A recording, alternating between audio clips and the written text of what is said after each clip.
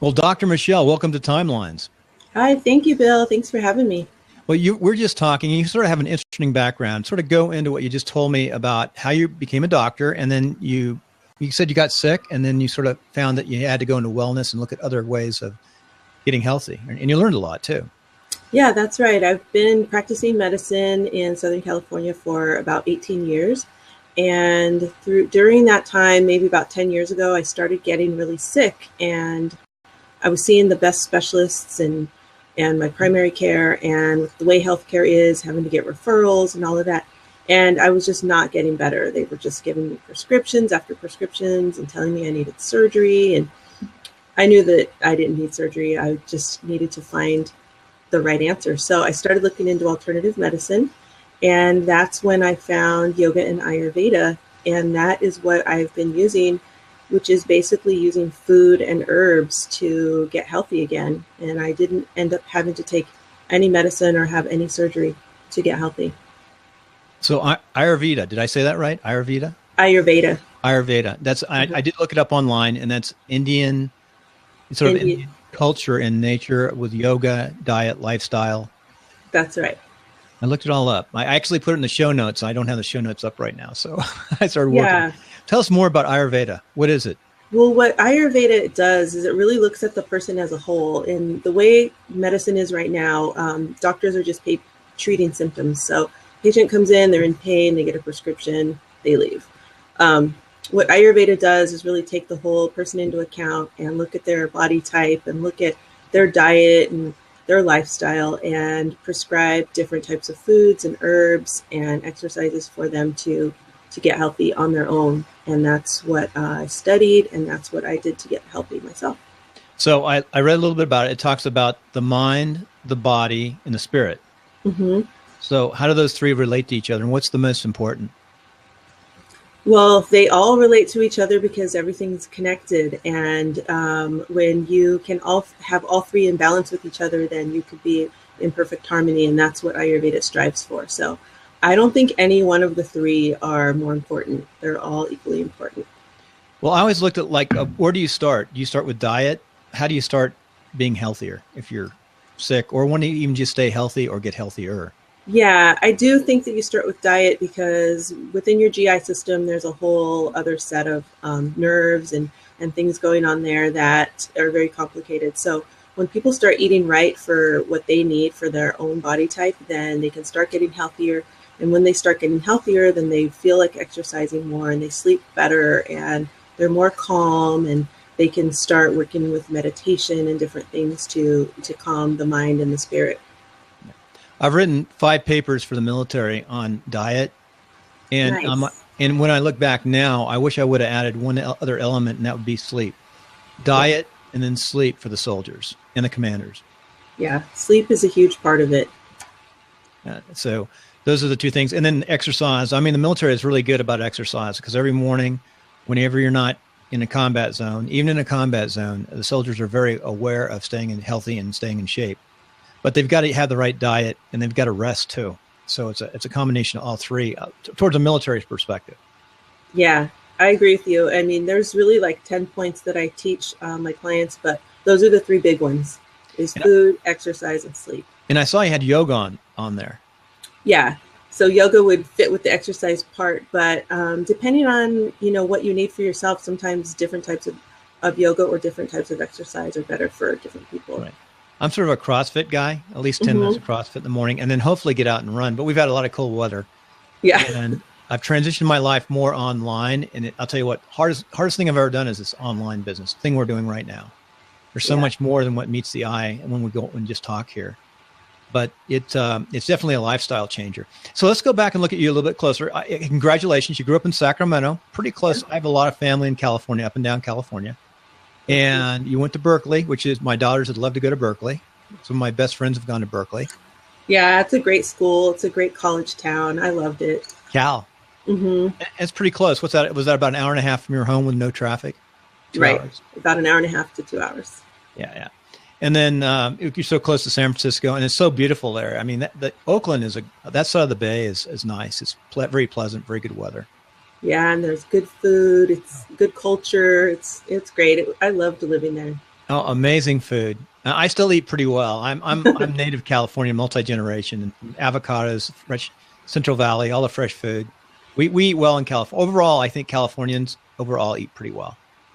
Yeah, and a lot of our food is grown right here, so we don't have to ship everything in like a lot of other states. Right, right. And we have every type of food from the citrus, the lemons, the oranges, avocados in San Diego, and all the fresh Salinas Valley. It's a nice place, but it's getting so populated. California is such a big state. Yeah, it's pretty crowded down here for sure. I know. I live in Reno now, but I grew up in California. I go down, and as soon as I hit like 15 coming down the hill, if I'm coming from the backside, it's like kamikaze on the freeway. It's like stress.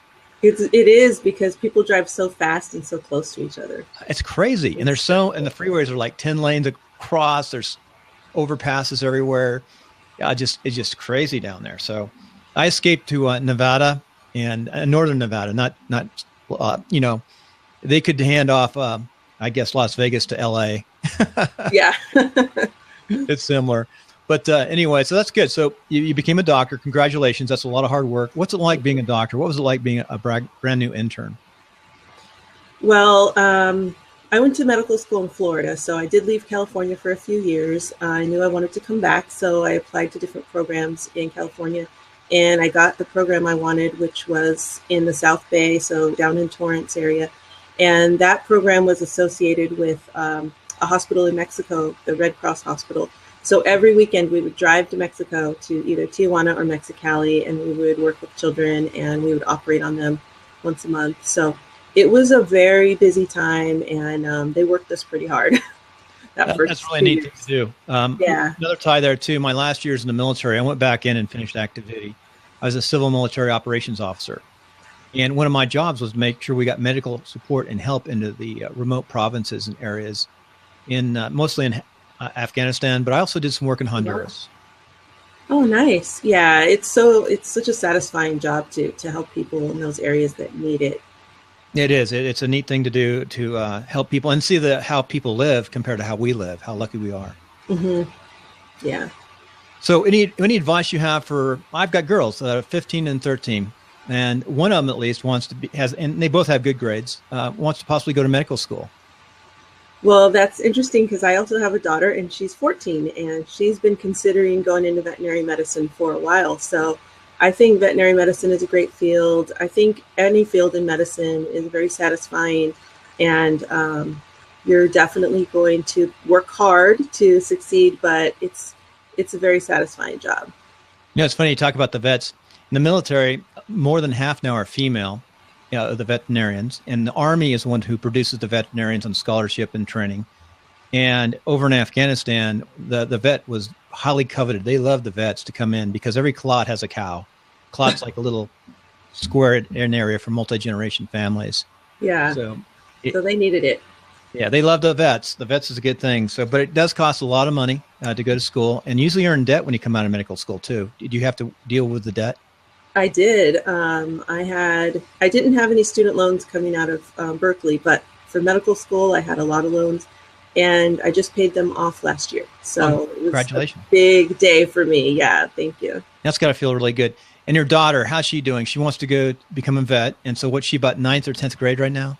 Yeah, she's in 9th grade right now. That's great. That's fun too. High school. Yeah, I just started. In sports? No, she plays music. Oh, music. Good. Yeah, she plays violin and piano.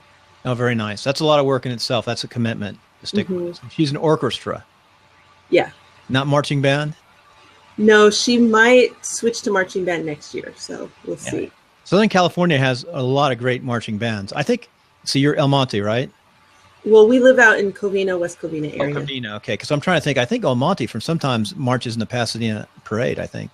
I've seen Yeah, they do, and they were actually just at Disneyland recently, so that was a big deal for them. All right, I forgot. You got Disneyland down there, too. Yeah. Especially if you're in the bands. So with that, we're going to go to break, and we're going to come back with your life and success and leadership principles, and you have 5 of them. So hold on. We'll go to break.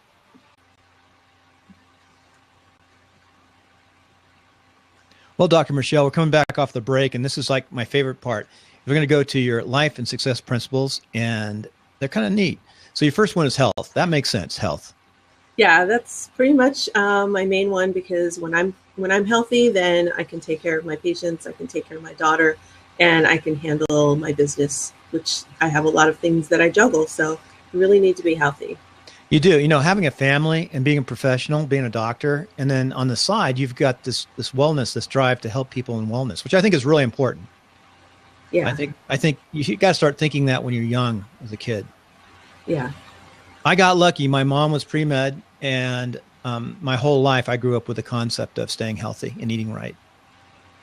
So yeah, a lot of us do. And then when we leave home and go into college, we kind of get in that whole trap of eating bad and eating out all the time, and then kind of fall off track. So we got to reel ourselves back in and get back to the basics. Yeah. What's the one? Oh, that's a good point. I'm going to sidetrack a little bit.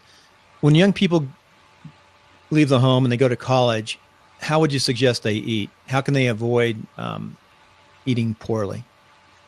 Well, really, first of all, is drinking a lot of water, because they're just not drinking enough water. And perfect.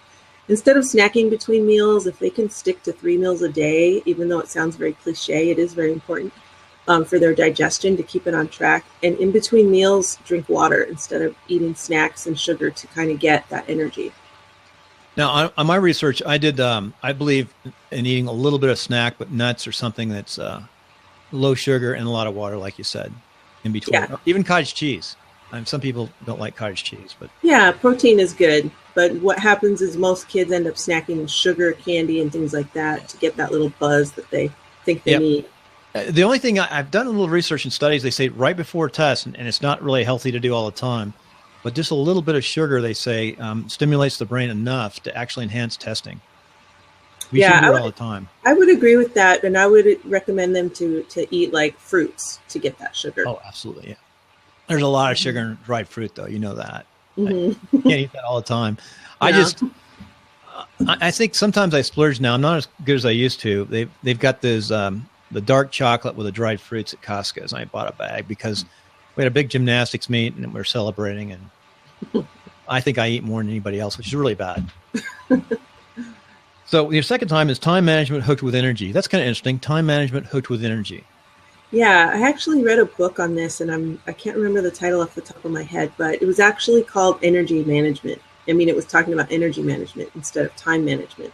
So many people focus on their time, and actually, if they could manage their energy, they would get a lot more done and feel better. So, in other words, doing all the things you need to do when you have the most energy. Most people have the most energy in the morning. So that's the best time to do all of your things, like your writing and your really things that you need to be productive. But some people do have their energy later in the day, but that's what I really would focus on. I was a design build engineer. After 9 years in the military, I stayed in the reserves, but I'd get up 7 o'clock, we'd be on construction and job sites, and I'd take a nap or something, but I'd work until like 1 or 2 in the morning because I could really focus at night on my designing and engineering. But then there'd be a point of no return, or you're just too tired. But that used to be my best time. But now the morning is by far my best time. Most people. Okay, as I was saying, I used to work at night, and it seems like those are my best hours. But I'm thinking about moving the show. And what do you think about, instead of me doing it 9 Pacific, which is prime time for brain power, is moving it over to about 1 or 1:15 Pacific? I think that makes a lot of sense, because in the morning you is the best time to do the most productive things that you need to do, like writing and things like that. And then after you have lunch, get a little bit of energy, you can probably record your shows in the afternoon. I think that's perfect. I think that's good too. And then edit them when you're really brain dead about 3 and 4 in the afternoon. Yeah. One thing I do like, and you saw I got my notes in the evening about 9 o'clock or 9:30, I start looking at my next interview. And I'll package it, put it together. And I really enjoy that. It's sort of like reading a book or a novel to research people like yourself. Yeah. Yeah. I like reading at night too. It's like that. It's kind of neat. It's kind of a neat thing to do in the evenings before you go to bed. So the next one is lead by example. Definitely that. I think that's very important, especially as a parent. Anyone in a leadership role, like a doctor or someone that teaches clients. If I'm not healthy, then how could I really teach health and wellness to my clients and my patients and to my kids? So really have to lead by example in today's world. Yeah, that's a great Leading by example, no matter who you are, your family, your parents, kids, military, at all levels, it's important. And then know yourself. What does that mean? Know yourself, number 4. To really know what you want and know what your true desires are. Like, for example, so many people go into different fields when they get out of school, or even while they're in school studying different things. It isn't really what they want, but maybe they think that's what they should study, or maybe it's what their parents want them to study. And then they come out of school and they can't find a job because they just don't like anything that's out there, or they get a job and they're miserable. There's so many people switching careers now because they're just not happy. So I think you really have to dig down deep when you're young and really know yourself, know what makes you tick, know what you want to do, and then go from there. Now, especially if you want to become a doctor, what made you want to become a doctor, and how old were you when you realized you wanted to become a doctor? I think I was about 7 or 8 when I realized that I wanted to go into medicine. And it's funny because I was trying to decide either doctor or a lawyer. And when I realized what lawyers did, which was having to like stand up in front of a room and talk in front of a bunch of people, it kind of scared me off a little bit. So I started looking into medicine, and I thought that I really wanted to help people. And I just went from there. And today you're on Blab, which is live, by the way. I know, it's taken a long time to get here. Blab is a really great platform. I've seen people in podcasting. I suggest before you even consider podcasting that you learn to use Blab, record it, get on it, talk to people, because they became so good, especially the programmers I work with, once they started getting on Blab and talking. Yeah, I'm definitely going to practice with it. Except for me, I've gone backwards, I think. Well, it's new. Yeah, it's very good. So anyway, and focus on your journey. Yeah, again, you really want to look at where you want to go in life. Like for me, I knew even going into medicine, people ask me, why did I choose podiatry and why didn't I choose, like I have a friend who's an open heart surgeon, and she has no time for herself. And she was telling me the other day, like, you really chose the right field because you have time off, you travel, you do all this stuff. And she's pretty much tied down to the hospital at all times. And I kind of knew the journey I wanted to go on at an early age. I knew I wanted to be a mom, and I knew I wanted to spend time with my kids, and I didn't want to be on call during the night. So it's kind of the journey that I went on to choose a field that I could set my own hours and, have a little bit of freedom. Well, that makes sense, and that works. So you have a daughter in high school. Do you have another child? No, I just have one. You have another? Planning on another one? No, just the one. Just the one. You never know. My wife and I have a 29-year-old, a 13-year-old, and a 15-year-old. So. Oh yeah, there you go. So with that, we're going to go to a break, and then we're going to come back with your commercial. Okay, sounds good. So Dr. Michele, we're coming back off the treat, but I'm going to restart. I need a break in here. You know what? I was watching a really good podcaster the other day, a top-notch one, and he was developing his show, and it's a little more high detail than mine. And he did the intro 10 times or 7 times. Wow. So we're going to get a second of quiet for about 5 seconds here. Okay.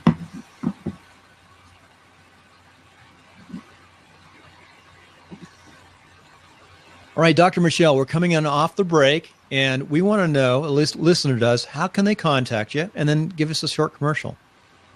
Okay, so the easiest way to find me is on my website, which is drmichele.com, and it's just drmichele.com.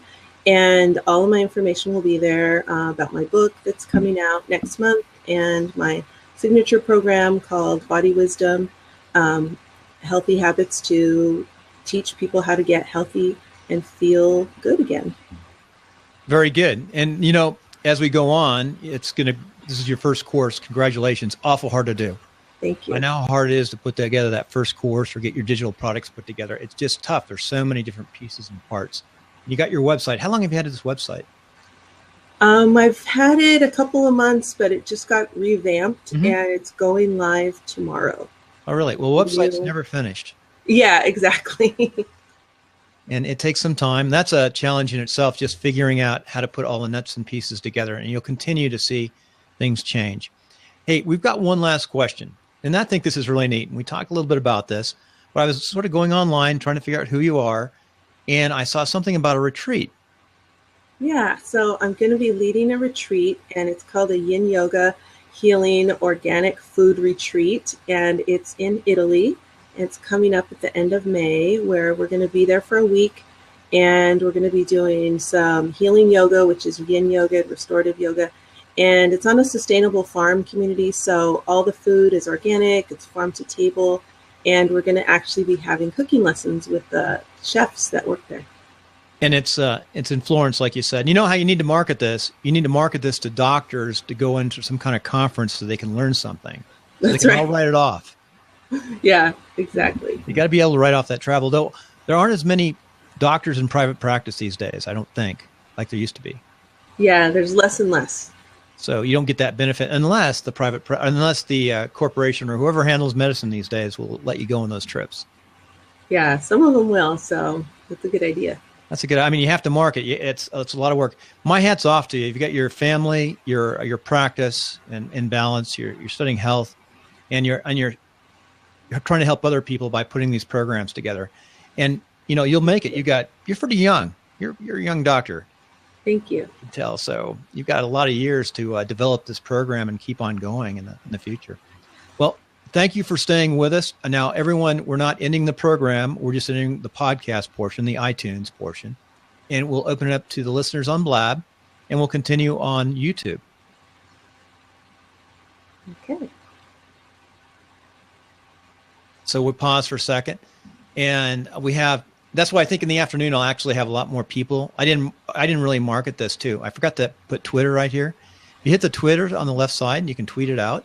Okay. And depending on you probably don't, do you have a business page yet for iTunes? I'm from Facebook. Mm-hmm. So you have a business page. You can usually go to the iTunes, not the iTunes, but the Facebook side, and it says sharing your timeline. It's actually better to put it on a page that you manage and stick it on that page, because the Google search goes through the business pages, but doesn't go through your personal page. Okay. So over a period of time, you actually get better search. Come on back. You just fell off, and I'll stop the recording. Okay. I can hear you. This is strange. This is a blabism today. So, okay, we're back after the show. My favorite part, the YouTube and the blab part where we're recording. And Roxanne, do you have a question for Dr. Michele? Well, you said you helped Hispanics? Yeah, I have a lot of Spanish-speaking patients. Yeah, it's really growing, isn't it? So a lot of people now are starting to have to learn Spanish that are in a practice. Yeah. If you're in California, we've been speaking Spanish for a long time. Bilingual. We say Latino too out west now. I don't know. Have you heard that, Michele? I mean, we say it depends on where you are physically or geographically. Yeah. Central Valley, it's Latino. Chicano is an interesting word. My brother-in-law is Hernandez. His family was in here in the 1840s, and he considers himself a Chicano. And when I was in college at Berkeley, that was the term that was also used. But but be a true Chicano, I think it was you were actually born in the States with ancestry or something of that nature. I forgot. He explains it better than me. It's Dr. Nicholas Hernandez from Chapman. He's has a doctorate in arts from Chapman. Okay. Chapman's a great school down there in that area. Well, I need to freshen up on mine because my parents, American, but I was born in Peru. So I spoke Spanish first, but I've forgotten it. But I remembered it in high school, and of course, losing it again. So I've wanted to learn it to help more. Are you a native Spanish speaker? Yeah. Well, I spoke both. English to mom and dad, and then Spanish to others. Where'd you grow up, Michele? I grew up, I was an Army brat, so I grew up all over, and then we settled in Sacramento. Oh, how many years was your dad in the Army? 22. Oh, wow. I mean, our paths may have crossed someplace. Probably. Where were you, when you were a little kid, where was he stationed? He was stationed in Virginia. We were in Richmond. That's where I was born. And then we went to Sacramento. And then we went to Texas. We were a couple different places in Texas. And then back to California. And then he was in Germany. And we stayed in California while he was in Germany. Were you ever at Fort Ord? Where's that? Fort Ord along Presidio, along down in the Bay? It's along the coast, central coast of California. No, he wasn't there. You know, what was his specialty in the military? Well, I know he went to Vietnam, and he worked on the tanks. Okay. So probably maybe a maintenance, either warrant officer or senior NCO or officer. Yeah, that sounds familiar. Mm-hmm. Yeah, my son is becoming a maintenance officer in the Coast Guard, a maintenance technician. Oh, nice. So he's been working at that hard. He's going through training right now. So Roxanne, do you have any other questions? I mean, tell him, Roxanne's got an interesting background. She has Paul. Okay, now that I've had a chance to look at Dr. Michelle's Twitter feed, know a little more about who she is, I do have a question, and it's on shoes. I'm going to show you a couple of pairs of shoes. Okay. I just want you to tell me what comes to mind when you see these shoes, okay? Okay. First pair. Go ahead. First pair. Crocs. Oh, I love Crocs. So what comes to mind? You know what comes to mind with Crocs is a lot of runners wear Crocs after a race, kind of as their cool down shoe. And a lot of people love them and say they're super comfortable. I'll tell you what. This is the other pair. So those are some running shoes, and I wear running shoes every day. Even though I'm not running currently, it's my favorite shoe. I have all my patients wear running shoes, even if they're just walkers or just for work. To drill in to a little more, I have very wide feet. So do you have any recommendations on people with really wide feet? Is your heel and the front of your foot both wide, or is one wide and one narrow? Well, they're. I don't know. There it is. Nice. Okay. First on Blab, the foot. It's not the first for me. Pretty much everyone does that. I mean, everyone takes their shoes off. Sorry about that. I apologize. I haven't worn any. I'm at home. So when people have your foot shape, so wide in the front, narrow in the heel, New Balance is one of the best shoes because they come in a double width, and that's what I recommend for patients all the time. And that's what I buy mostly, but that's a shoe I buy mostly because it's really hard to get Nikes that are wide. Yeah. So you're doing the right thing, Paul. And I apologize for the foot display of foot. It's okay. We liked it. I think I'll cut a little bit of this and put it on to the actually iTunes portion. Yeah. This is what you miss.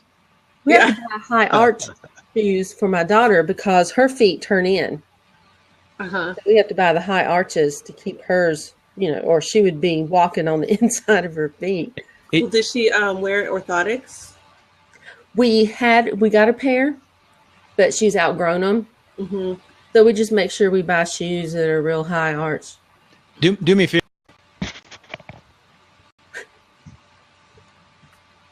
You can talk now. Okay. I'm going to put part of this in the iTunes. Somebody was posting. That's good. I forgot about that. I saw your. I was trying to figure that out. Now, how long have you had that site with the shoes on there on the website? You're not. By the way, you're an entrepreneur. Yeah. You definitely. You're stuck in that brain set of being an entrepreneur, and I know you're a doctor, but you want to be. Yeah, I created a shoe company it started about 4 years ago, and it took a couple years to kind of get off the ground with factory and manufacturing.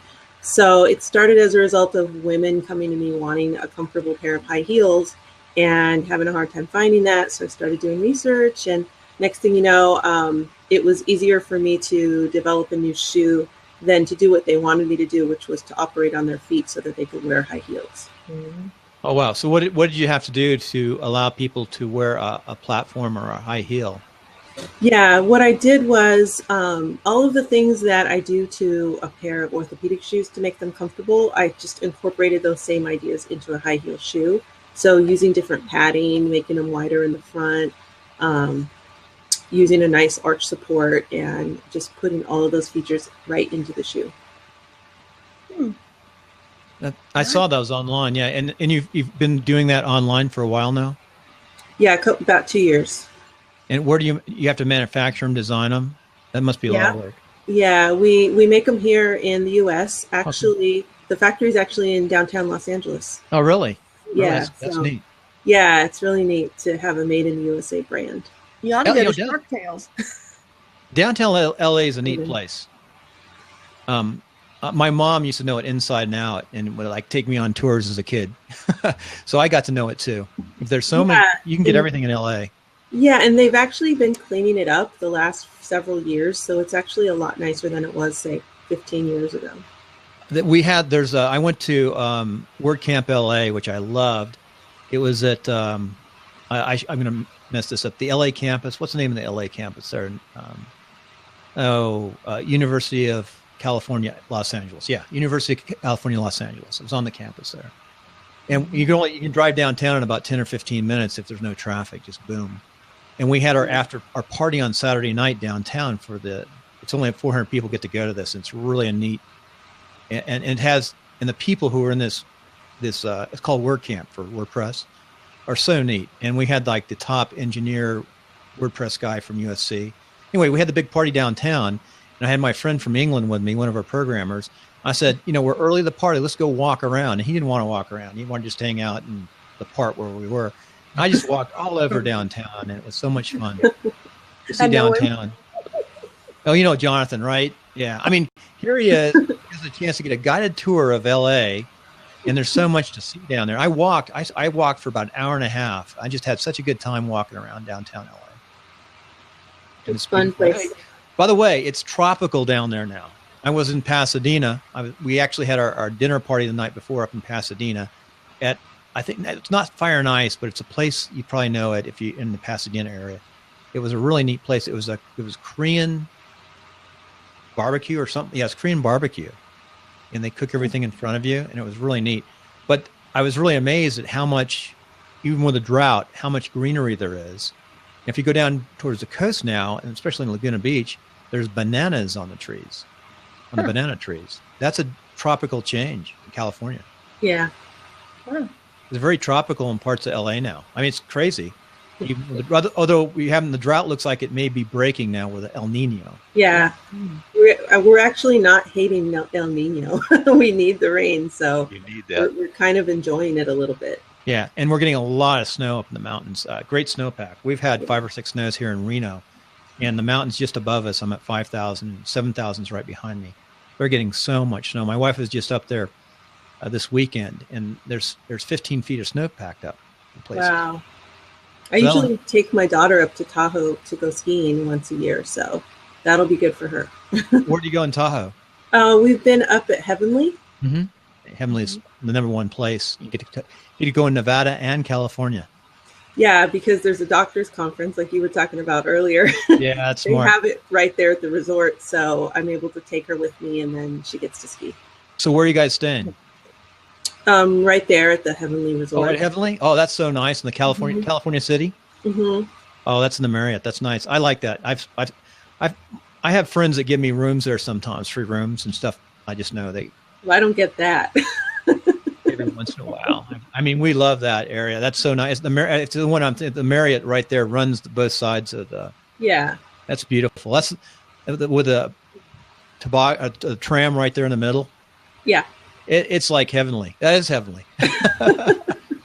It's so nice. You get there early and get out skiing. And once you get up the hill, you can go on all sorts of different lifts. And usually if you know where to go, there's no lines. And that is a lot of fun. That's a good trip. So your daughter's going to be 13, 14, right? She's 14, yeah. She's going to let her loose on the slopes, huh? Well, she still takes the lesson, but she's moved up from the kids' lesson up to the adults' lesson. And I think she's at the intermediate adult level right now. Yeah. I learned to ski when I was her age, and I became a pretty good skier even growing up in Southern Cal. I skied a lot at Mammoth, too. And we had a cabin at Lake Arrowhead and Big Bear, those areas. It was crestline, so. Yeah, well, even those areas have a lot of snow right now. Well, that's good. And there's it's good. And that's going to be California needs that snow, and we just got to figure out how to capture all that water. So, Paul, you're down. Are you down in Texas? I'm in Austin, in the Austin area. Yeah. My other question for Dr. Michele is about fitness and exercise. What role does fitness and exercise play in your life and in your teaching and so on? And what do you think of Nike Training Club and aerobic classes as exercise? Well, the way it fits in with my life and the way I talk to my clients and patients about it is to try to get 20 minutes of exercise in a day. In the beginning, it's kind of hard for people that haven't been doing it on a regular basis. So what I do is start them off with baby steps. So I tell them, okay, let's start with 2 minutes. Okay, 2 minutes of jogging in place or doing jumping jacks or just doing some yoga stretches. And then after you do 2 minutes, then the next day move it up to 4 minutes. And then before you know it, we can get up to 20 minutes. And I try to have them do that in the mornings. And again, some people think because they're busy and they're parents and they just don't have the time for it, but everyone could squeeze 2 minutes in. So you start like that, and then before you know it, they're up to the 20 minutes.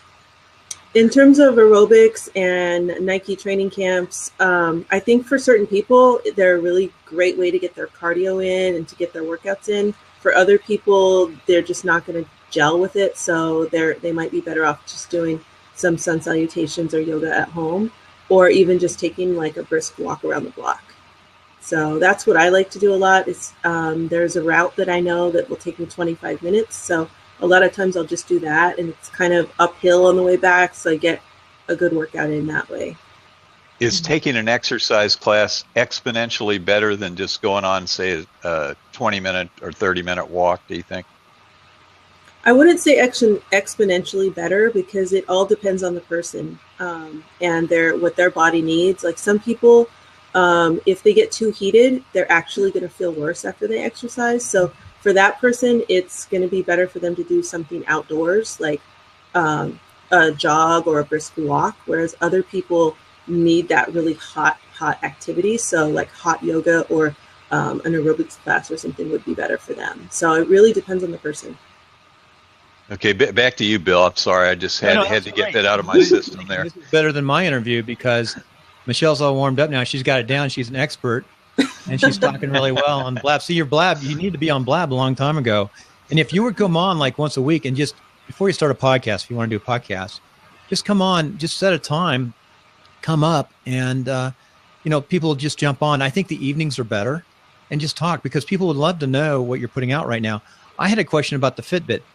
By the way, I just messed up the title. I was going to drop a question for you, and I erased the title. So I put Fitbit for your title. So I have to change that before I get off because that'll post later on. I had a great title for you, and I blew it. But maybe I'll even come up with a better title now. But have you played around with a Fitbit and some of the electronics that's starting to come out now, monitoring people's heart rate and health? I haven't, but I have a lot of friends that have, and I know that I think it's a really great way for people to keep themselves on track, especially people that tend to fall off the track with their exercise and their workouts. I think it's a really good step in the right direction. One thing about doing what I do is I interview people. I've had 100 some odd interviews, 178 interviews, and I do the tech interview. There's sort of a crossover there. So I get to listen to some very smart people talking about what's in our future. And they said, the Fitbit, that's just the start. They're going to have a way that your health is monitored every day, and it goes to like a virtual doctor, and it tells if it gives a warning to a doctor if something's going wrong. So instead of like just like life support, you're going to actually be wired in to your doctor, or they're going to monitor your health, and it'll help us. For example, I need when I get older, I do a low dose aspirin from time to time when I work out because I work out pretty hard, but I need to monitor my heart rate. Yeah, I use this is what I use. It's a Nike Fuel Band, and they stopped making these. And as you can see, I have done almost nothing today. I have engaged in very little activity. I've been sitting here, so I'm going to have to get out and go on. But all it does is your steps and your pulse. Time tells you what time. It doesn't do much, but if I get to 2,000, that's like at my absolute minimum activity. If I don't get to 2,000, I've had a bad day pretty much. It doesn't do much, but what it's doing is keeping you on track of getting those steps in. So that's really all we need it to do for you. Mm-hmm. Right. It also plugs in. It's got that USB plug-in. Yeah, but they discontinued it. Nike's gotten out of the hardware business. They're only in software now, so they're no longer making these things. So I'm going to have to look at a Fitbit or something. Yeah. What do you think about the whole quantified self-fitness device thing? Well, Michele? Bill was just talking about, there are some devices that doctors have been using already to monitor patients' health. For example, there's a bone stimulator. If you have a fracture that's not healing, you're supposed to wear it for so many hours a day. And if we can monitor that and see if the patients have been wearing it or not. So a lot of patients will come in and say, yeah, I've been wearing it and it's still not getting better. But we could go on and check on the program and see if they have. Same with insulin pumps and a couple different things like that doctors have been using for a long time. So I think for certain uses, it's going to be a really good thing. There's an outfit in Austin here called Map My Fitness, and basically it interfaces with just about everything that's out there in terms of fitness device. It'll interface with this, it'll interface with the Fitbit and all the other fitness devices. So it's kind of a good thing that they're doing that, because it's a place where anyone who's got any kind of fitness device related to them, and that's not a plug, it's just a very useful thing they're doing, I think. Yeah, I agree with you. So that's good. That's something that I think is really, and that's what all my tech guys are saying. That's the future of health, is the ability to monitor people. Dr. Michele, I don't know if you realize this, but she's really an entrepreneur at heart. When did you decide you want to be an entrepreneur? I think it was after I was in private practice for a few years, and I started seeing the need for certain things that were missing in the marketplace. Yeah. Like patients were coming to me asking for things that they couldn't find, things that weren't out there. And then I really started getting in that mindset, and that's when I started working with a business coach, and just went uphill from there. So you found a business coach? Yeah. Oh, that's kind of neat. So how did you find a business coach? I found it through an organization called AAPPM, which is basically practice management, a practice management organization for podiatrists. And I found my business coach through there, and he actually specialized in coaching podiatrists. So it was a really great fit, and I really learned a lot from the group, and I was with the group for a really long time. That's good. And that's sort of transitioned you. You got that bug in you. You became a doctor, and then you said, I'm really an entrepreneur. Yeah. And if you don't mind, now, do you have a private practice, or are you hooked in with other groups of doctors? Private practice. Oh, that's kind of nice. And you're also, you've done that. And it's I can't imagine how much work it is running a private practice now. You have to have bookkeepers. All the paperwork is huge. Yeah, it's a big job. So you're really managing a business by running that private practice. How many people do you have? Someone doing like accounting, and then someone doing billing? Yeah, someone doing accounting, someone doing billing, and then I have someone at the front desk, and then someone in the back assisting me. So that's 4 people right there. I know what that's like. I ran a design build construction with 7, and it's just a lot of work running 4 to 5 people. Yeah. You have to deal with all the personnel issues. You have to be there. They have to be there to make it work. And you have to keep your clients coming in. How do you find clients? Referrals? Mostly referrals. We get some referrals from the insurance plans. We get a lot of word of mouth referrals. And then I've been there for so long now, 18 years in the same building. Wow. So we're also on a major bus line. So a lot of patients just come down the bus in that part of town. A lot of patients use the bus. And so they just find us. They find us there. Michele didn't talk about it, but she I think she has a little bit of, she has seizures from time to time, or has had seizures at different times in her life. So she can't drive, but she's very, very active. And she really Roxanne? Excuse me, Michele, Roxanne. Sorry, Michele. Roxanne has had seizures, and she's very active. And she's actually learning a lot about online business herself and her websites. And she's learned a lot from just watching from Blab and seeing different people out there. But she's very busy. She's very busy. She's got kids, and I'll have to connect with her after. Yeah. Sure. You definitely connect. She would be good to come up and just blab with. Yeah. If you're practicing blab, you don't have to record the blab. I would suggest that you record it yourself, and then it will say you can download it to YouTube if you have a YouTube channel. You just hook it into YouTube, and you can start building up your little YouTube pieces. But she's an excellent person to start working with, just to learn how to blab, or just have someone to blab with. It's really good to start a show with 2 people on blab. And then people will come in. And the best time to blab is in the evenings, especially in California, Southern Cal. if you start blabbing around 5 o'clock or even 7 o'clock, you get the highest numbers of people. We did a blab on Sundays called Meet the Voter, and I hook it into this show, and it originates. Dr. Nicholas Hernandez is on. He's a Bernie Sanders supporter out of Laguna Beach, Orange County. And then we've got different people on. We had someone from Texas, Heather Ann Heavenwood, I think. Heather Ann Heavenwood, and she was like open carry. So we had a nice discussion. We watched Meet the Press, but it got 2,600 replays, 2,600. Wow. That's a lot. And then we had 400 people live watching it. Well, with the election coming up and all of the debates and everything going on, that's going to be a really popular show. You can find us 6 to 9. I mean, just tune in and you find us on Blab 6 to, it's a gray background, 6 to 8. But she'd be really good. So hook up with her. All you need to do is go on her icon and then double click her and follow her. She's not up there right now. She had to take off. But if you click it, you can follow her. And then I'll send you some information on her. All right. So with that, I think we'll finish up. I want to thank the listeners up there. I want to thank Paul for coming in. And we also had Howard watching. Thank you, Howard. You're 17 days on Blab. And he's a building contractor. Where's Howard from? If you want to find out, like if you just click the icon up above, you can see how many days they're on Blab. This changes all the time. And if you click their little Twitter, you can actually follow them on Twitter. Howard, I like your Twitter account. I love looks at those plans. Let's see, general building contractor. Oh, Jamaica. Oh, very good. And so that's how you follow people. Well, I'll let you go now.